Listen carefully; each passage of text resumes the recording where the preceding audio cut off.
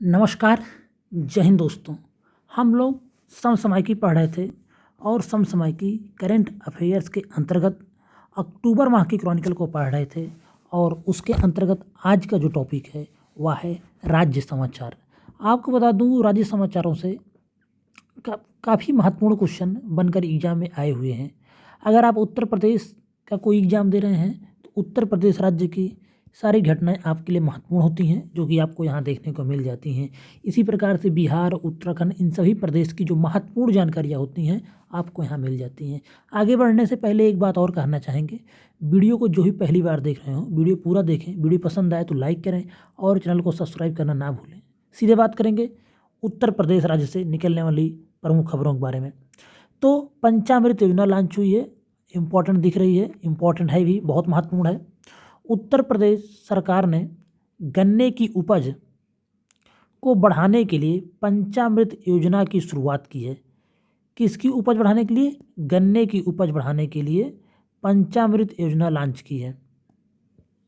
बहुत महत्वपूर्ण है, पूछा जा सकता है डायरेक्ट कि पंचामृत योजना है क्या, किससे संबंधित है? तो उत्तर प्रदेश सरकार की गन्ने की उपज को बढ़ाने के लिए पंचामृत योजना है।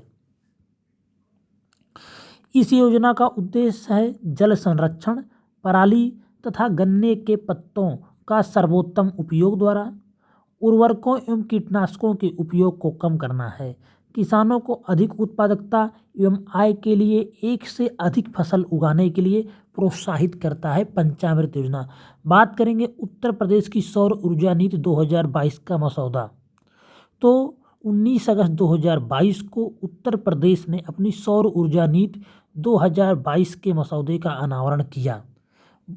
तो यह जो सौर ऊर्जा नीति है 2022, इसके अनुसार राज्य में 2026 से 27 तक 16,000 मेगावाट अक्षय ऊर्जा उत्पादन का लक्ष्य रखा गया है। राज्य सरकार अगले 5 वर्षों में 20 सौर शहरों को विकसित करेगी, जिसमें 10 लाख घरों में सोलर रूफटॉप इंस्टॉलेशन किए जाएंगे। तो ये महत्वपूर्ण हो सकता है कि हाल ही में जारी हुई सौर ऊर्जा नीति 2022 में उत्तर प्रदेश कितने सौर सिटी का डेवलप करेगा? तो 20 सौर सिटी, सोलर सिटी बनाएगा उत्तर प्रदेश सरकार। याद रखेंगे, मेंस में भी दिखा सकते हैं। बात करें और एक इसमें महत्वपूर्ण फैक्ट है कि राज्य के सरकारी जो भवन होंगे और 21,000 से अधिक गैर विद्युतीकृत प्राथमिक स्कूलों में रूफटॉप सोलर इंस्टॉलेशन का प्रस्ताव है। कोई बहुत महत्वपूर्ण नहीं है ये सब पॉइंट, लेकिन मेंस में आप इसको दिखा सकते हैं और उत्तर प्रदेश से है और उत्तर प्रदेश की अगर आप एग्जाम की तैयारी करते हैं तो आपके लिए महत्वपूर्ण हो जाता है। और 2026-27 तक लक्ष्य याद रखेंगे 16,000 मेगावाट और 20 सोलर सिटी, ये 2 फैक्ट याद रखेंगे। आगे बात करते हैं, इस रूफटॉप सोलर इंस्टॉलेशन को बढ़ावा देने के लिए सब्सिडी का ही प्रस्ताव, सब्सिडी भी सरकार दे रही है। नीति के अगर उद्देश्य देखें तो बुंदेलखंड क्षेत्र में ग्रीन एनर्जी कॉरिडोर के विकास द्वारा सौर पार्कों को विकसित करना और छोटे विकेंद्रीकृत ग्रिड से जुड़े सौर ऊर्जा को बढ़ावा देना। जीवाश्म ईंधन पर निर्भरता को कम करना है। सौर ऊर्जा नीति 2022 में से पूछी जा सकती 2023 पीसीएस के, तो ये सब फैक्ट वहाँ दिखा देंगे। पारंपरिक एवं नवीकरणीय ऊर्जा का इष्टतम ऊर्जा मिश्रण प्राप्त करना, राज्य में ऊर्जा सुरक्षा सुनिश्चित करना और सौर ऊर्जा उत्पादन के क्षेत्र में निजी क्षेत्र के निवेश के लिए उपयुक्त वातावरण सुनिश्चित करना। रक्षा एवं एरो स्पेस इकाई और रोजगार संवर्धन नीति 2022। तो उत्तर प्रदेश कैबिनेट ने उत्तर प्रदेश रक्षा और एरो स्पेस इकाई और रोजगार संवर्धन नीति 2022 को मंजूरी दी। याद रखेंगे एक लाइन में, कोई बहुत महत्वपूर्ण नहीं है, लेकिन याद रखेंगे कि हाल ही में कौन से राज्य ने रक्षा एवं एरो स्पेस इकाई और रोजगार संवर्धन नीति लॉन्च किया? तो उत्तर प्रदेश ने लॉन्च किया। इस टाइप का एक क्वेश्चन बन सकता है प्रीलिम्स में, और कुछ नहीं महत्वपूर्ण। उत्तर प्रदेश में पहली शिक्षा टाउनशिप, ये महत्वपूर्ण है कि हाल ही में कहाँ पर पहली शिक्षा टाउनशिप बन रही है? तो उत्तर प्रदेश में। उत्तर प्रदेश के मुख्यमंत्री हैं योगी आदित्यनाथ जी ने राज्य की गुणवत्तापूर्ण शिक्षा को बढ़ाने के लिए संयुक्त राज्य अमेरिका की तर्ज पर देश की पहली शिक्षा टाउनशिप विकसित करने के लिए प्रस्ताव को मंजूरी दे दिया है। तो देश की पहली टाउनशिप है शिक्षा टाउनशिप, इसलिए महत्वपूर्ण हो सकती है। कहाँ बनेगी? उत्तर प्रदेश में। आगे बात करेंगे, उत्तर प्रदेश सरकार और डिलाइट इंडिया के साथ समझौता बकवास है। परिवार कल्याण कार्ड देख लेते हैं। उत्तर प्रदेश सरकार द्वारा परिवार कल्याण कार्ड की घोषणा की गई है। पहला क्वेश्चन यही है, हाल ही में कौन सी राज्य सरकार ने परिवार कल्याण कार्ड लॉन्च किया? तो उत्तर प्रदेश सरकार ने। परिवार कल्याण कार्ड का मुख्य उद्देश्य है प्रत्येक परिवार को पहचान पत्र प्रदान करना तथा प्राप्त डेटा के आधार पर विभिन्न योजनाओं एवं सेवाओं का लाभ परिवार के प्रत्येक व्यक्ति तक पहुंचाना। इसका परिवार कल्याण कार्ड का यही मुख्य उद्देश्य है कि प्रत्येक परिवार को पहचान पत्र प्रदान करना तथा प्रत्येक डेटा के आधार पर विभिन्न योजनाओं एवं सेवाओं का लाभ परिवार के प्रत्येक व्यक्ति तक पहुंचाना है इसका उद्देश्य। हम बात करेंगे, यह 12 अंकों का ये एक यूनिक कार्ड होगा, ये पूछा जा सकता है और इस तरह से क्वेश्चन पूछे भी गए हैं कि हाल ही में जारी परिवार कल्याण कार्ड कितने अंकों का होगा? तो यह 12 अंकों का होगा, जिसमें परिवार के सभी व्यक्तियों की संपूर्ण जानकारी होगी। यह कार्ड आधार कार्ड की तरह ही कार्य करेगा। आगे बात करें दिल्ली से, make in India number 1 Kejriwal ने इसको लॉन्च किया है। तो 16 अगस्त 2022 को दिल्ली के मुख्यमंत्री अरविंद केजरीवाल इन्होंने भारत को दुनिया का नंबर 1 देश बनाने के लिए मेक इंडिया नंबर 1 अभियान की शुरुआत किया। याद रखेंगे, दिल्ली की जो महत्वपूर्ण योजनाएं होती हैं और किसी भी स्टेट की एग्जाम पूछी जाती हैं तो मेक इंडिया नंबर 1 कार्यक्रम किसने लॉन्च किया? दिल्ली ने लॉन्च किया। बात करें मेक इन इंडिया से ही कॉपी लगता है, तो मेक इन इंडिया के बारे में देख लेते हैं। विनिर्माण को बढ़ावा देने एवं संवर्धन के लिए प्रधानमंत्री नरेंद्र मोदी ने 25 सितंबर 2014 को मेक इन इंडिया कार्यक्रम की शुरुआत की, जिससे भारत को महत्वपूर्ण निवेश एवं निर्माण संरचना तथा अभिनव प्रयोगों के वैश्विक केंद्रों के रूप में बदला जा सके। मेक इन इंडिया से क्वेश्चन हर साल पीसीएस में आता रहता है। 2022 पीसीएस में भी आया था ये क्वेश्चन स्टेटमेंट फॉर्म में। तो पूरा फैक्ट याद रखें कि कब लॉन्च हुई, क्या इसके उद्देश्य है। तो इसका मेक इन इंडिया का निवेश से भी संबंधित है, निर्माण से भी संबंधित है, संरचना तथा अभिनव प्रयोगों के वैश्विक केंद्र के रूप में बदला जा सके। मेक इन इंडिया मुख्यतः निर्माण क्षेत्र पर केंद्रित है, लेकिन इसका उद्देश्य देश में उद्यमशीलता को बढ़ावा देना भी है। ये सब फैक्ट याद रखेंगे, नहीं तो आपको लगेगा कि मेक इन इंडिया है सिर्फ निर्माण से ही संबंधित, लेकिन और भी इसके क्षेत्र हैं। इसका दृष्टिकोण निवेश के लिए अनुकूल माहौल बनाना, आधुनिक और कुशल बुनियादी संरचना, विदेशी निवेश के लिए नए क्षेत्रों को खोलना एवं सरकार एवं उद्योगों के बीच एक साझेदारी का निर्माण करना, ये सब भी इसके महत्वपूर्ण फैक्ट हैं। बात करेंगे मोदी सर्किट यूकेपीएससी लेखपाल पटवारी के लिए सब महत्वपूर्ण हो सकता है। तो कहाँ बन रहा है? उत्तराखंड पर्यटन विभाग ने जिम कॉर्बेट नेशनल पार्क में एक मोदी सर्किट विकसित करने की योजना बना रहा है। तो कहाँ पर बनेगा? उत्तराखंड बनेगा, इतना ही जानते रहें बस। उसके बाद अगर हम बात करें, मंडला क्षेत्र देश का पहला कार्यात्मक रूप से साक्षर जिला।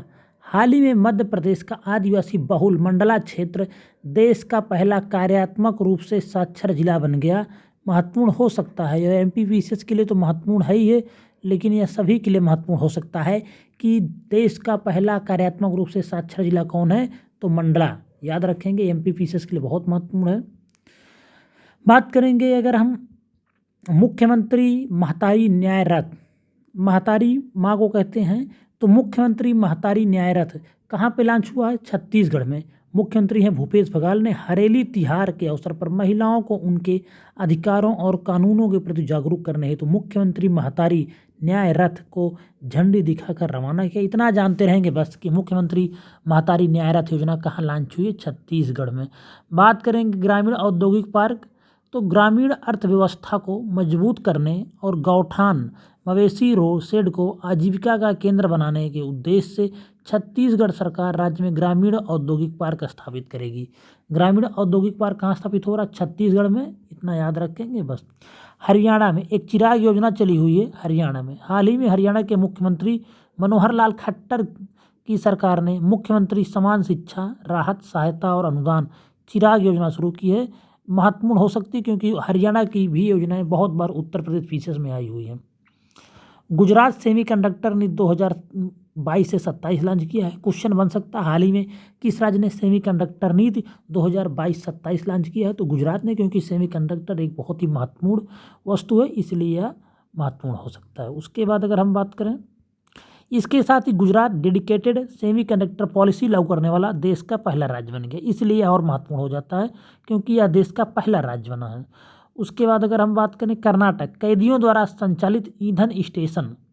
कर्नाटक राज्य का जेल विभाग कैदियों द्वारा संचालित और प्रबंधित किए जाने वाले ईंधन स्टेशन शुरू करने की योजना बना रहा है। यह सब बहुत बकवास है, कुछ नहीं पूछा जाएगा यहाँ से। दही हांडी को आधिकारिक खेल के रूप में मान्यता मिल गई है, कहाँ पे? महाराष्ट्र में। महाराष्ट्र के मुख्यमंत्री हैं एकनाथ शिंदे ने घोषणा की है कि दही हांडी को राज्य में एक आधिकारिक खेल के रूप में मान्यता दी जाएगी। तो इतना याद रखेंगे बस। आगे बात करें अगर, अब देख लेते हैं वन लाइनर समसामयिकी। इसमें भी जो बहुत महत्वपूर्ण होगा उन्हीं को देखेंगे, क्योंकि हम लोग वही पढ़ेंगे जो एग्जाम में डायरेक्ट क्वेश्चन आते हैं। पूरी किताब पढ़ के पीएचडी नहीं करना है, पूरी किताब पढ़ेंगे तो पूरा समय ही निकल जाएगा। पढ़ेंगे वही जो महत्वपूर्ण हो। हाल ही में हरियाणा और पंजाब सरकारें चंडीगढ़ अंतर्राष्ट्रीय हवाई अड्डे का नाम बदलकर शहीद भगत सिंह एयरपोर्ट रखने पर सहमत हो गई। महत्वपूर्ण हो सकता, पूछा जा सकता है। आगे बात करें अगर हम, तो दिल्ली पुलिस द्वारा अपराधियों के व्यवहार, शरीर के प्रकार, कपड़ों आदि का विश्लेषण कर सर्वोत्तम पद्धतियों का उपयोग करके सड़क अपराधों, स्नैचिंग और डकैती को रोकने के लिए ऑपरेशन आँख हाई शुरू किया गया। महत्वपूर्ण हो सकता है ऑपरेशन आँख हाई, पूछा जा सकता है किससे संबंधित है? दिल्ली पुलिस द्वारा। हाल ही में असम के मुख्यमंत्री हैं हेमंत बिस्वा शर्मा ने विद्या रथ स्कूल ऑन व्हील्स योजना की शुरुआत की।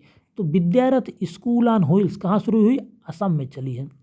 मध्य प्रदेश के खंडवा में दुनिया का सबसे बड़ा तैरता सौर ऊर्जा संयंत्र बनने जा रहा है, जो 2022-23 तक 600 मेगावाट विद्युत उत्पन्न करेगा। तो कहाँ बन रहा है?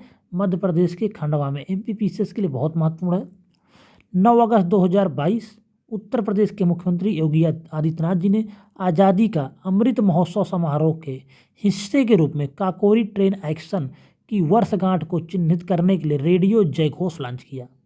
पूछा जा सकता है यूपीपीसीएस में कि उत्तर प्रदेश के मुख्यमंत्री द्वारा आज़ादी का अमृत महोत्सव समारोह के हिस्से के रूप में काकोरी ट्रेन एक्शन की वर्षगांठ को चिन्हित करने के लिए क्या लॉन्च किया गया? तो रेडियो जयघोष लॉन्च किया गया।